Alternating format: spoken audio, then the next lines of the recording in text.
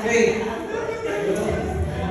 Ang sabi po, no, sa Ebanghelyo. Ayan, okay. Ang sabi po sa...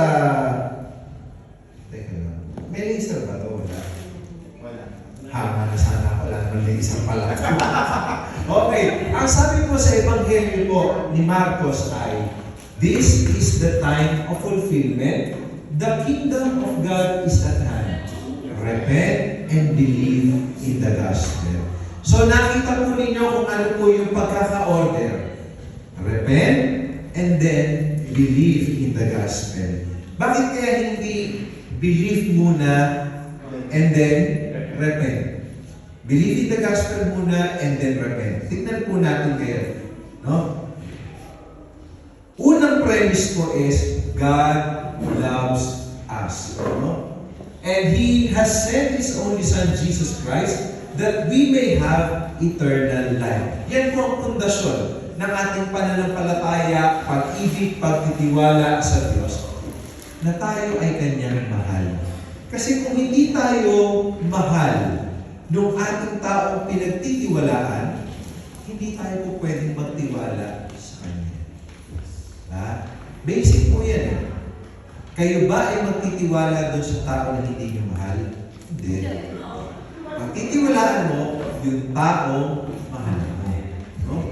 Taong mahal mo. At ganun din sa Diyos. No? Kaya tayo nagtitiwala, kaya tayo may pananampalataya, kaya tayo may pagmamahal, pag-ibig, ay dahil siya ang unang nagmahal sa atin. At yung pagmamahal po na yun ay pinatunayan niya. Hindi na niya sinabing mahal ko kayo.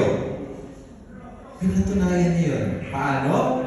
Sa pagsusugo ng kanyang bugto na anak. No? Sabi nga, action speaks louder than words. Pero sa Diyos, nandun lahat yun. Sinabi na niya, ginawa pa niya. Yun ang compliment ko. Ha? Kaya, ang response natin sa pagmamahal na yun, no? Sa pagiging hindi natin karapat-dapat sa pagmamahal ng Diyos na yun, ay walang iba kung hindi ang pagbabalik loob at ang pananampalataya. No? Ano ba yung repentance?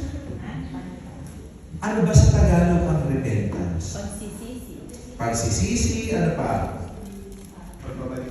Yun ang pinakamaganda. Yun ang pinaka-exact words. Kasi yung pagsisisi ay para siyang parang tawag dito, okay, sorry, no? Pero wala kang conversion. Dahil ang kasalanan, mga kapatid, pag tayo nagkakasala sa Diyos, lumalabag tayo sa Kanyang kalooban, di ba? Kaya ang dapat na gawin natin ay bumalik tayo dun sa loob. Kaya ang tawag doon ay pagbabalik loob. Dahil ikaw ay lumabag sa kalooban ng Diyos. Lumabas sa kalooban ng Diyos.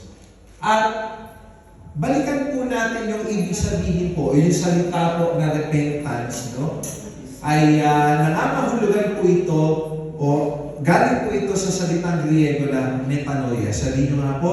Metanoia. Metanoia. Hindi po tayo nagdudulong-dulong kaya natin sinasabi yung metanoia. Kaya po natin binabalikan yung salitang metanoia dahil ang kahulugan niyan ay pagbabago ng isip. At kung nagbabago ang isip natin, no, magbabago din ang ating mga pananaw sa buhay. Kasi hanggang hindi nagbabago yung mga pananaw natin sa buhay, imposible magkaroon ng pagbabago. No? Halimbawa, Father, palagi naman ako makasalanan. Ganito na lang ako. Pagka ganun talaga ang isip mo, hindi mo magbabago. Isa pa, narinig ko po ito, kinukorek ko po ito pagka sinasabi sa ating mga pare. Hindi ba, Father, kayo yung mga tao? Oo, tao lang kami, pero huwag yung tuntukan yung pagiging tao namin. Dahil tao kami at pari kami. Kasi pag sinabi nyo, tao lang kami at ano to, nagtutukso din po kayo, ganito po kayo. Pero hindi sa tukso na yun, pinili ka ng Diyos para maging pare. Father, tao lang naman tayo, mahina tayo. Oo, pero isinalba ka ng Diyos. Hindi ka niya hinayaang bumagsak. Hindi ka niya hinayaang maging marumi dito, for the rest of your life. Sa kahinaan mo, doon ka niya pinanalakas. Sabi nga ni St. Paul yun, di ba? It is when I am weak, and I am strong. Because it is no longer I who lives in me, but Christ who lives in me. No? Kaya pag tayo ay hindi tayo nagpalit ng ating point of view sa buhay. Mawawalan tayo ng pagkakataon na magkaroon ng conversion. Mindset ba? Narinig niyo, di ba? Mindset. Nagkape tayo mamaya. Nag-offer ng insurance eh, no? Mindset, no? Change of view, change of mind. Importante po yan. At yan po ang great na kahulugan, no? Ng repentance. Kaya sabi ko sa inyo kanina, ano yung kasalanan, ano ginagawa? Lumalabas tayo. Ano response natin? Babalik tayo. Conversion. Diba? No? May nangyari from point A to point B, from point B going back again to point A. So, to turn away from sin and evil, that is repentance. Hindi tayo hinihingi lang ng Lord na aminin yung ating mga kasalanan, but to turn away from sin and evil. Yan ang tawag ng Diyos sa atin. Kasi kung minsan, ang nangyayari, sorry lang tayo ng sorry, pero hindi naman po natin tinatalikuran at iniiwanan yung mga nakagawin natin kasalanan. Isa pa rin po ito sa mga mali na pag-iisip, no? Ang Diyos ay mawain.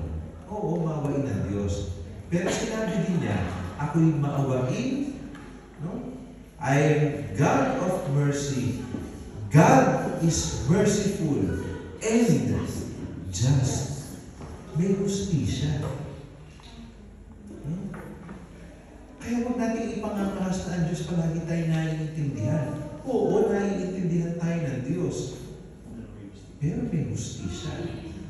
Dahil kung hahayaan na tayo, iintindihin tayo ng Diyos, unfair yan sa mga tao na araw-araw ay pinipilit na bumangon at magbalik loob sa Kanya.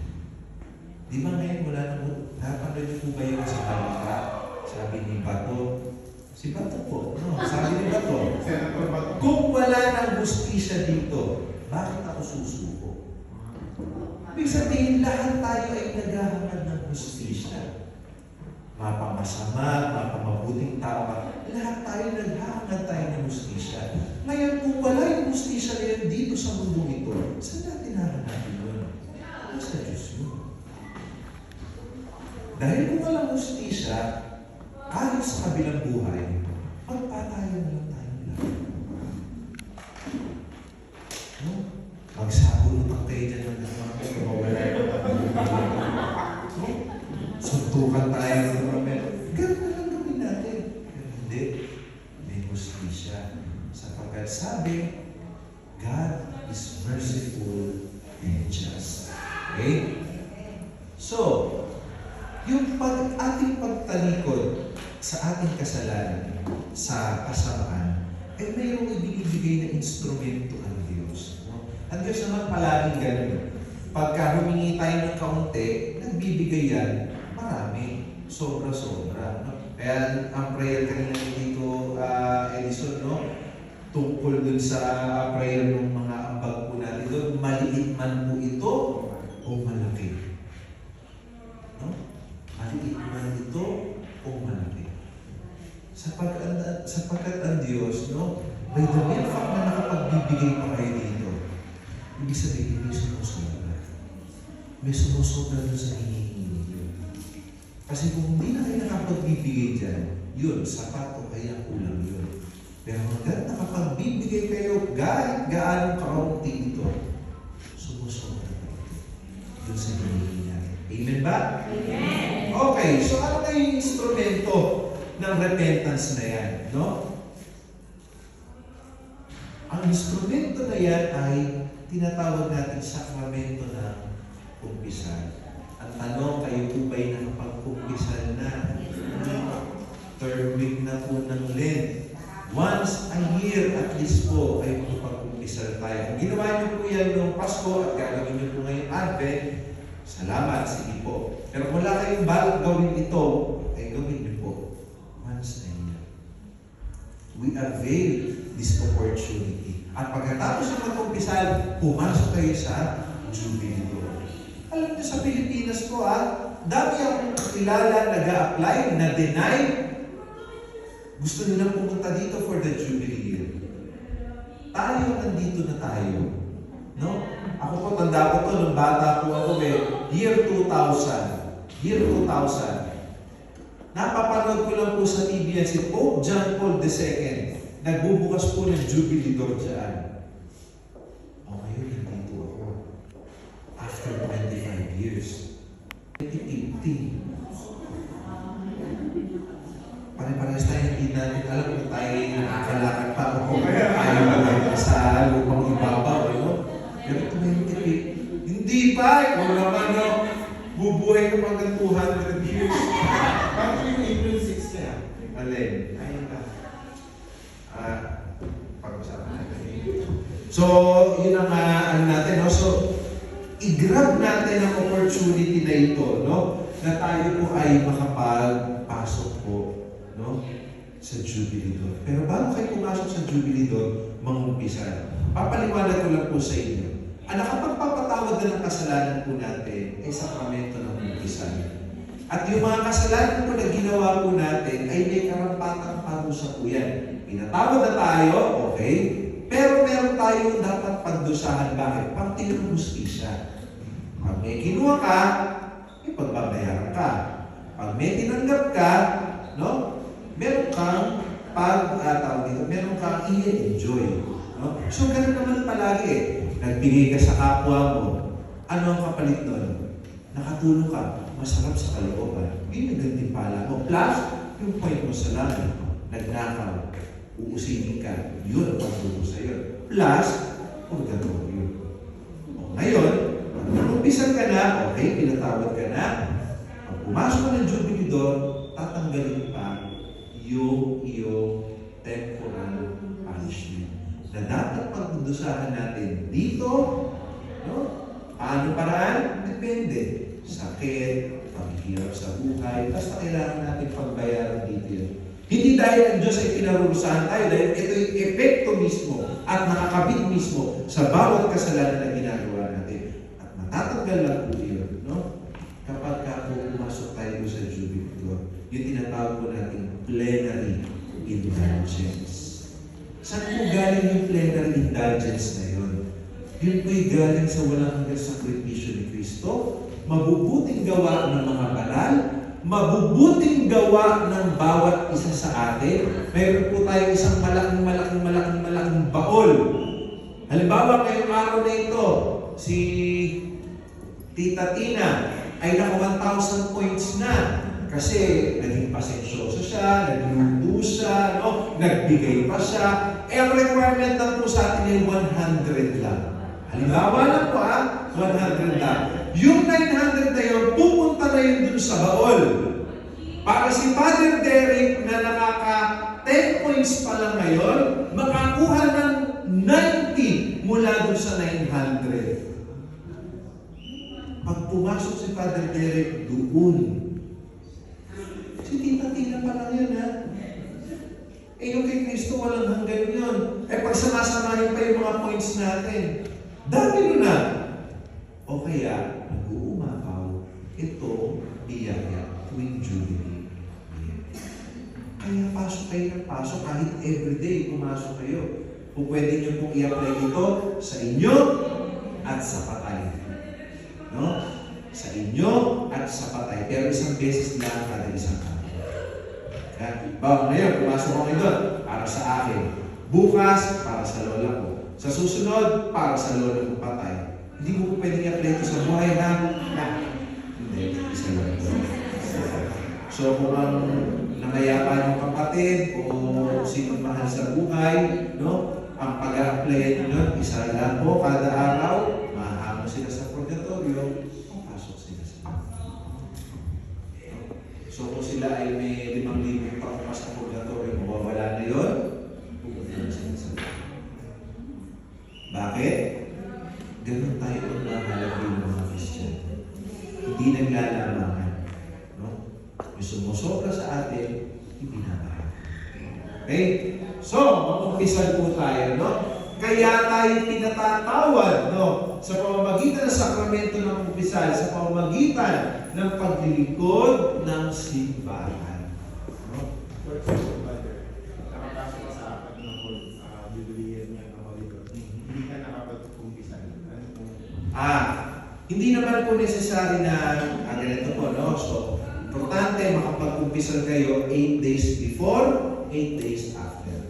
No? Plus, pagpasok niyo po doon, pagdasal niyo po ang intensyon ng Santo Papa, dito, sumasampalataya po ako, at kung makapag-inisa po kayo within 8 days or before 8 days before and 8 days after. No? Tatlong requirements po yun, no? Umpisal, prayers of the Pope, at saka yung sumasampalataya ako, at saka umpisal. Pwede po kami humingi ng kopya natin. Sige po. Pero yung umpisal ko, hindi kayo araw-araw umpisal, ha? So, ibig sabihin, pag nakapang-umpisal na kayo ngayong araw na ito, good for hanggang magkasala, ulit kayo pwede. So, sinasabi ko po yung ha? Okay. So, yun po ang sinasabi na through the ministry of the church. Ito yung sinasabi sa atin ng mga protestante. Bakit pa kayo nangungumpisal? Kung pwede naman dumiretso sa Diyos. Hindi naman natin sinasabing po tayo dumiretso. Pag nagkasala kayo, magdasal kayo kayo sa inyo, Lord, sorry po. Walang magpipigil. Tama po yun. Pero, si Kristo na rin mismo ang nagbilin at ang nagsabi sa mga apostol, ang mga patawarin ninyo sa kanilang pagkakasala ay pinatawag niya. Ikumpisay ninyo ang inyong mga kasalanan sa mga pari. Sinabi ko yun. At paano mo mapapatawa, paano mo malalaman na ikaw ay pinatawad? Meron na ba sa inyo humingi ng tawad sa Lord at nakarinig mismo, pinatatawad kita? Wala. Pero pag punta mo sa tao, sigurado ka. Kaya hindi namin sinasabi, pinatatawad ka ni Derek sa iyong mga kasalanan. Pinatatawad kita sa iyong mga kasalanan sa ngalan ng Ama at ng Anak at ng Espiritu Santo. Siya lang pwede magpatawad. Kami instrumento lang.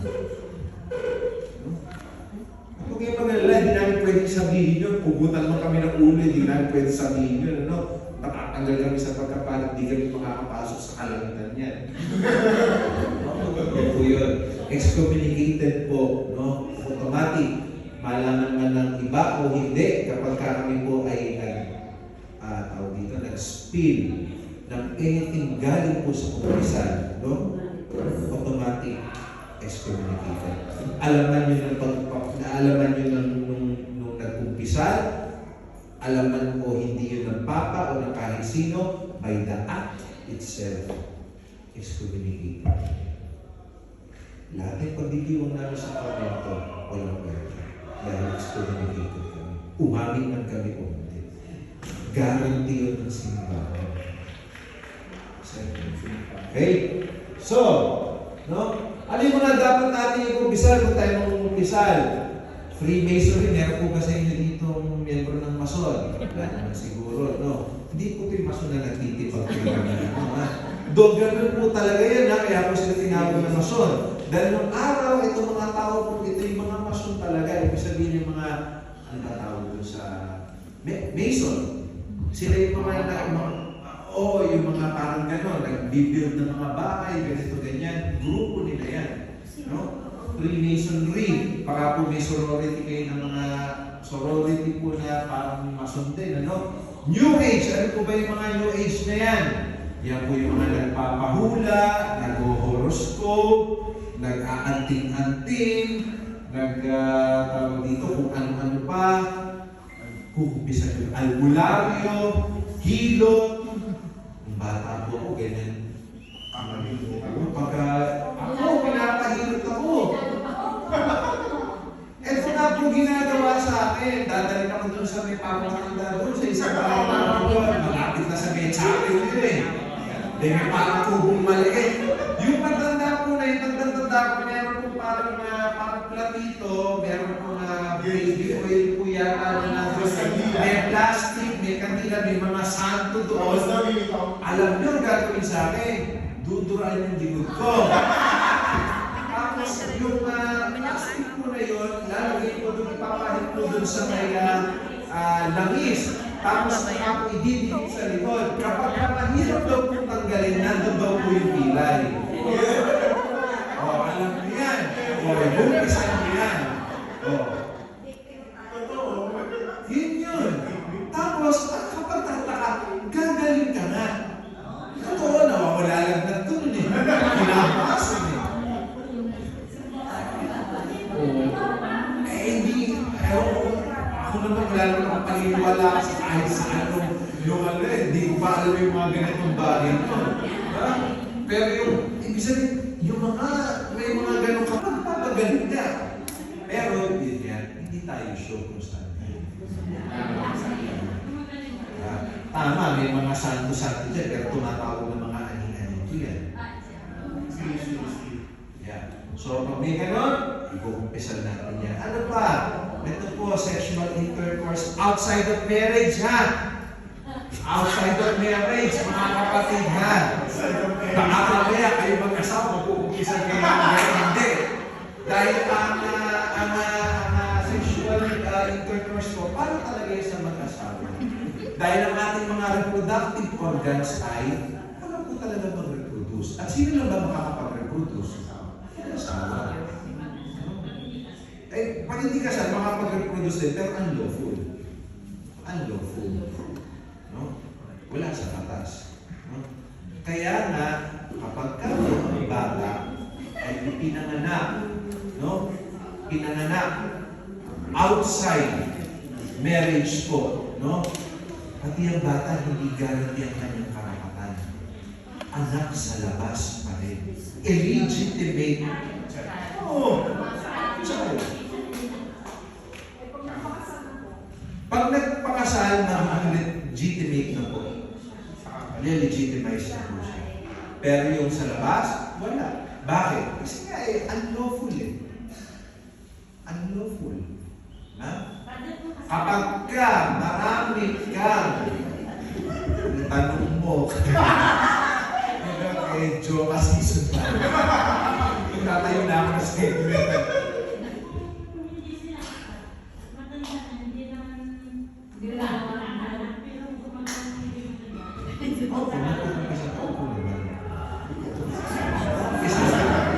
Ayan, basta hindi kasal at may ganito, umpisal. Adultery, sinabi ni Kristo yan. Ang sino mang tumititig na may pagnanasa sa kanyang kapwa, titig pa lang ha, ay nagko-commit na pangalunya. No? Pakikiapid, sorry. Pakikiapid. No? Pakikiapid. Okay. Homosexuality po, babae sa babae, lalaki sa lalaki. So, hindi po ginajudge kung bakla, tomboy, ang dami yun, di ba? Ang ating pong ginajudge yan, yung kasalanan na kanilang ginagawa. No? Kung bakla lang at mabuting tao, wala tayong problema doon. Pero kung bakla o tomboy gumagawa ng ganito, doon tayo magkakaroon ng problema. Okay? Next. Murder, meron naman pumatay sa inyo dito. Susumpo ko talaga kayo sa karabingyero mga may Dadalhin mo sa Netherlands. Lamok. Hindi. Murder po ay murder po ito. Pag sabi po murder, tao po ito, tao sa tao po yan. Rape. Wala pa naman ng rape. Kidnap. Kinitap sa inyo. robbery, Corruption. corruption. Ito rin po ayan Manginginom. manginginom. Ito po yung naglalamo na sa inom. Bakit? Kasi addiction na po yun eh. No? Paano kung Yung pag-inom itself, hindi. No? Pero yung pagiging lamo sa alak, no? Adik ka na, yan.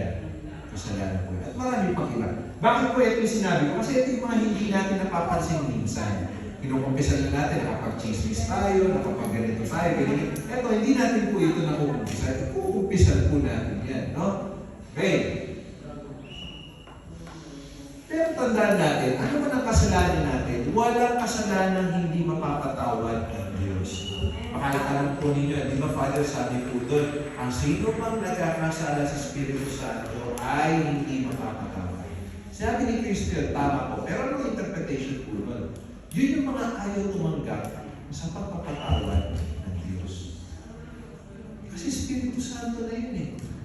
Na? Ayaw mong tanggapin, hindi ka naman mapapatawad. No? Kaya, no, tandaan natin na ang Diyos ay palaging magpapatawad. Ngunit, no, kailangan natin ito tatlong bagay na ito. Honesty, humility, and true conversion. Pag mangungumpisal po kayo, no, ito po yung una na mayroon kayo.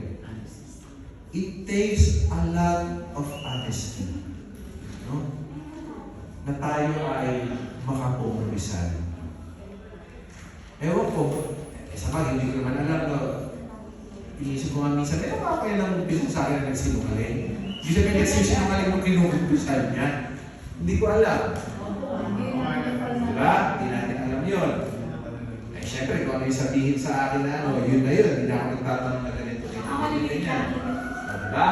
Pero maging honest kayo kapag tayo ay mangungumpisal. No, wag na natin itago sa mga mabubulaklak na makasalita ang ating pangungumpisal. Father, kasi ano po nagmamahal naman po kami ng mister ko. Ang sweet-sweet nga po niya. Ano po kasi tawag dito, nung umuwi po siya, inis na inis po, pinalo po sa ulo. Kung nasabihin ka, pinalo po sa ulo, yun na yun. Oh. Ha? Maging honest na. Ang dami ko pa sa kami ng iba, no? Maging honest. Ano pa? Humility. No? Humility ay yung pagpunta niyo po sa kumpisal, yan po ay isa na pagkamamuha. No? Na kayo ay magkumpisal sa isang pare, no? At true conversion. Okay? True conversion. Ako po, pag may namumpisal po sa akin, tinatanong ko po minsan kapag po mabigat yung tawag dito, yung kasalanan, handa ka ba na magbago?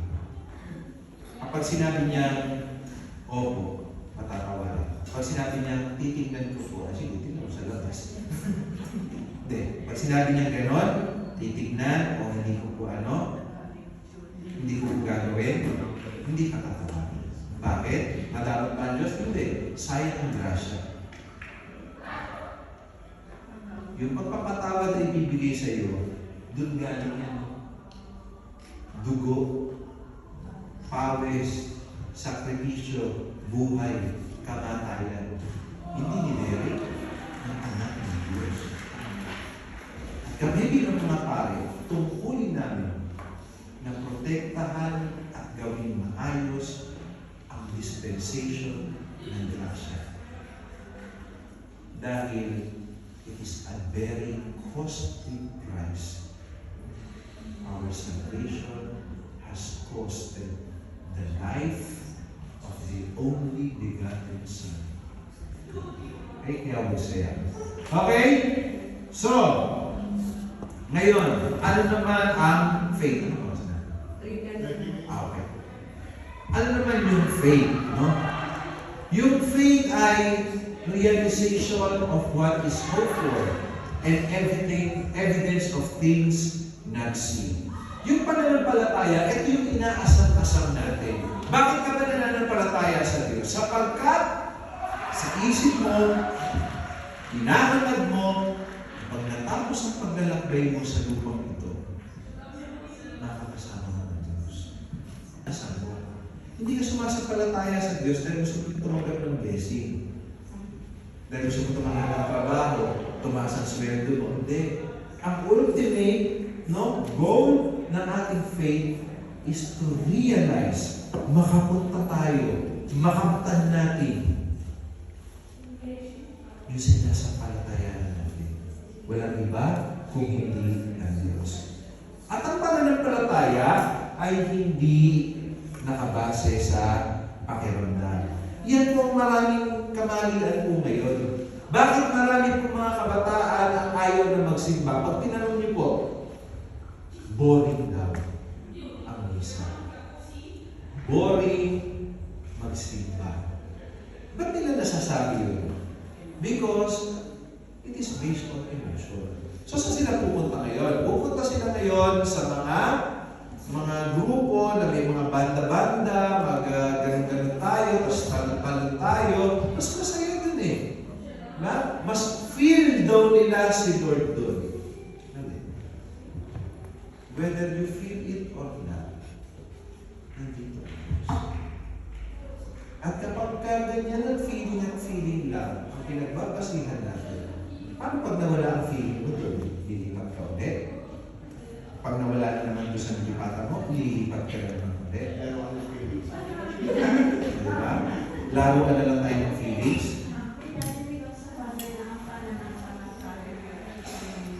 Opo, totoo naman po yun, no? Regalo po ng Diyos ang pananampalataya po sa atin. Dahil, hinihayag niya yung sarili niya para sa atin. So, kaya po siya ang nagtanim sa atin ng pananampalataya. So, tandaan po natin, faith is not a feeling. Nararamdaman mo man o hindi mo nararamdaman, magdasal ka, magsimba ka sapagkat nandun si Kristo. Di ba ganyan yung buhay mag-asawa?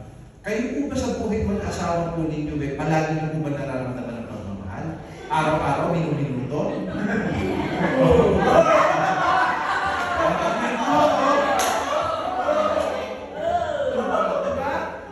Nararamdaman niyo ba yan? Araw-araw na mahal niyo ang bawat isa?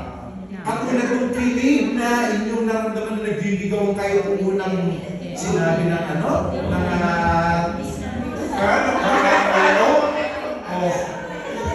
hindi yun eh.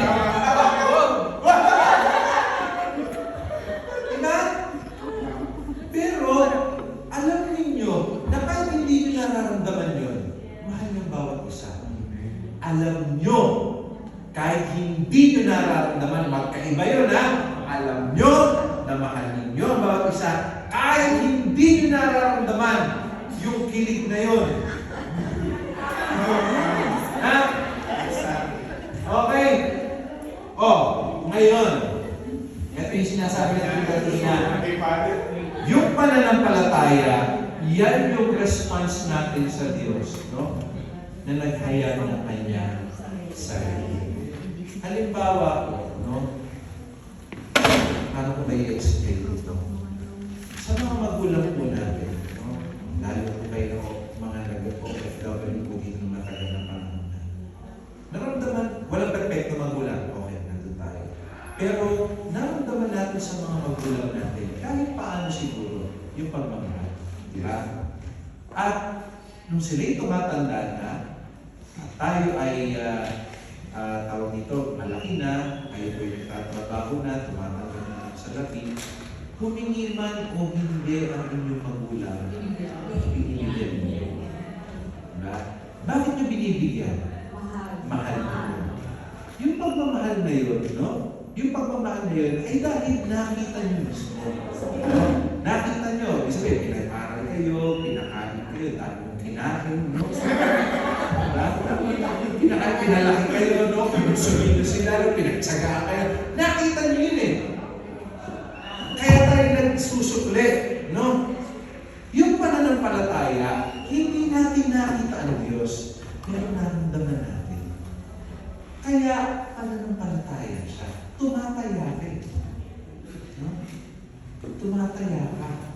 Dahil ito ay response mo. Hindi ka man pinipilit ng Diyos na pwede naman kayo hindi magsimba. Pwede naman hindi mag-misa at araw ng linggo o araw-araw. Pero bakit tayo nagsisimba? Bakit tayo nagmimisa? Sapagkat ito yung maigaganti lamang natin. Maliit na maigaganti natin sa lahat ng binigay, ipinadama, pinakita ng Diyos.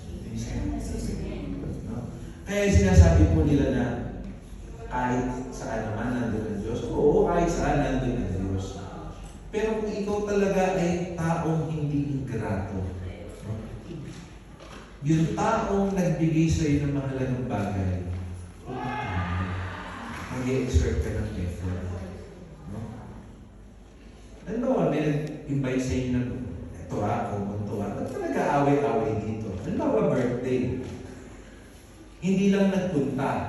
Sumasama ang loob. Diba? Totoo yan. Pero marami. Diba, doon nagkakaano? Bakit? Hindi nagbigay ng effort. At bakit sumasama ang loob? Dahil alam mo sa sarili mo na ikaw, pag birthday nitong taon to, pumupunta kami, regalo kami, ganito ka kami, bitfit ka, tapos siya naman wala. Masakit talaga yun. Diba? Pero, dahil, no, halimbawa, magkaibigan kayo, no? Nagpapalitan kayo ng effort. Birthday mo, pupunta siya, birthday niya, pupunta ka, bibigay siyang regalo, bibigay ka ng regalo, no? Kakain siya, kakain ka ng mas marami sa kanya, birthday niya, diba? Palitan, reciprocated, no?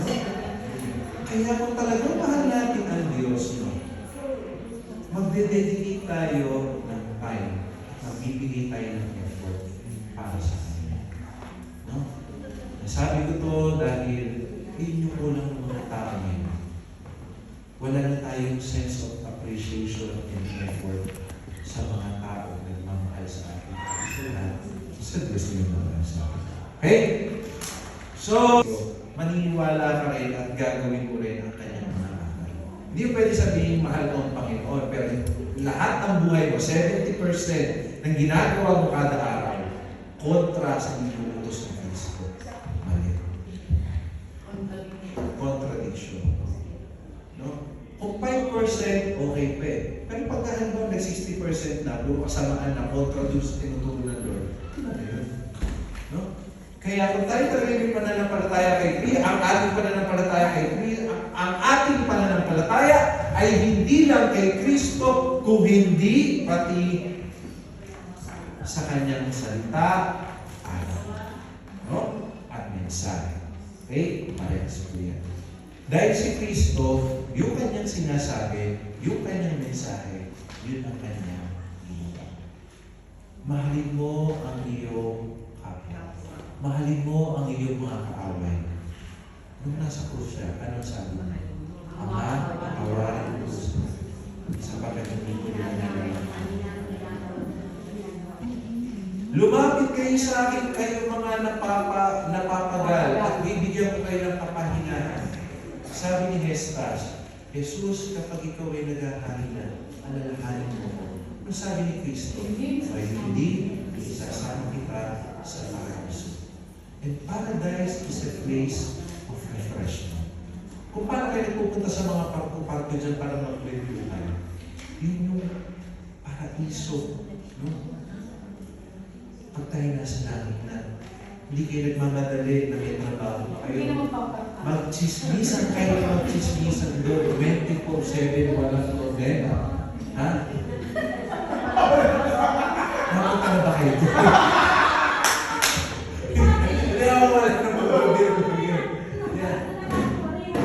Hindi naman siguro ganun talaga, no? Siyempre, nagpupuri tayo sa Lord, ano? Pero yung pagpupuri natin sa Kanya na yun ay sa mga paraan na ordinaryong ginagawa natin. Di ba nga, halimbawa, nagmamahalan tayo, yun yung pagpupuri sa Diyos. Pagtulong mo sa kapwa, hindi ka man nagdadasal ba, yun mismo ay pagpupuri pa rin sa Diyos. Ibig sabihin, hindi yun yung lulubog na tayo 24 hours o for eternity, Alleluia, hindi. Normal lahat ang ginagawa natin doon, nagkukwentuhan, nagmamahalan, sama-sama, pero lahat ng yun, dahil yun ay purong kabutihan, lahat ng yun ay pagpupuri sa Diyos. Okay? Next. Faith is a personal act and decision. No? Hindi po kami. Kayo lang po ang makapagdidesisyon ng pananampalataya po. No? Huwag niyong pilitin ang mga anak ninyo at hindi niyo rin mapipilit yan. Pag ayaw, ayaw talaga. Bakit? Ang pananampalataya ay personal. Baka mamaya kapipilit nyo kayo pa maging sanhi. Kaya lumalayo ang mga bata sa Diyos. Kasi anong konsepto nila sa Diyos? Pinipilit kami. Paalalahanan ninyo. Pero huwag nyo pilitin.